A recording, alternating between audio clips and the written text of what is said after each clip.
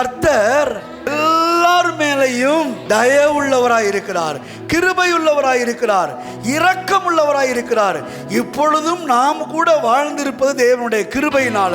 எத்தனையோ ஆபத்துக்கள் மத்தியில, எத்தனையோ விபத்துக்கள் மத்தியில, எத்தனையோ தீமைகள் மத்தியில, எத்தனையோ சாபத்தின் மத்தியில இன்னைக்கு நம்ம பாதுகாப்பா இருக்கிறோம், ஆரோக்கியமா இருக்கிறோம், சந்தோஷமா இருக்கிறோம்னா அதுக்கு காரணம் தேவன் நம்ம எல்லாரும் மேலே வைத்திருக்கிற அவருடைய தயவு. கைகளை தட்டி ஹல்லேலூயா. நம்ம மேல மாத்திரம் கிடையாது, உலகத்தில் இருக்கிற எல்லாரும் மேலேயும் தேவன் தயவுள்ளவராக இருக்கிறார், தேவன் கிருபையுள்ளவராக இருக்கிறார். ஒருவேளை எல்லா ஜனங்கள் மேல தேவன் கிருபையா இருக்கல, கோபமா தான் இருக்கார் அப்படின்னா இன்னைக்கு உலகம் இருந்திருக்காது.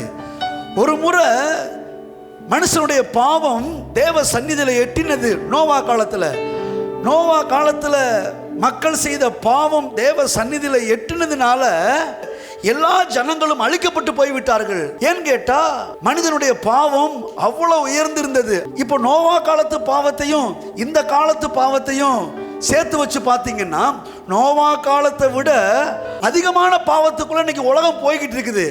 ஆனா நோவா காலத்துல அழிச்ச மாதிரி இன்னைக்கு கர்த்தர் இவ்வளவு பாவம் பெருகியும் அழிக்கல.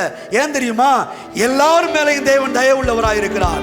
அவரை ஏற்றுக்கொண்டவர்கள், அவரை ஏற்றுக்கொள்ளாதவர்கள், அவருக்கு விரோதமாக எழும்புகிறவர்கள், அவரை பகைக்கிறவர்களை, அவர்களை தூசிக்கிறவர்கள் மேல கூட கர்த்தர் தயவுள்ளவராய் இருக்கிறார், கர்த்தர் இரக்கமுள்ளவராய் இருக்கிறார், கர்த்தர் ரொம்ப அன்புள்ளவராய் இருக்கிறார். ஏன் தெரியுமா?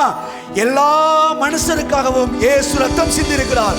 எல்லா மனிதனுடைய பாவத்திற்கான தண்டனையை இயேசு சிலுவையிலே சுமந்து தீர்த்தபடியினால் அந்த இயேசு கிறிஸ்துவின் நிமித்தமாக இன்றைக்கு எல்லார் மேலையும் தேவன் தயவுள்ளவராய் இருக்கிறார். ஹல்லேலூயா.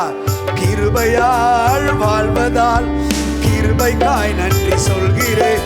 உம் தயவினால் நிலை நிற்பதால் உம் தயவை எண்ணி பாடுகிறேன். கிருபையால்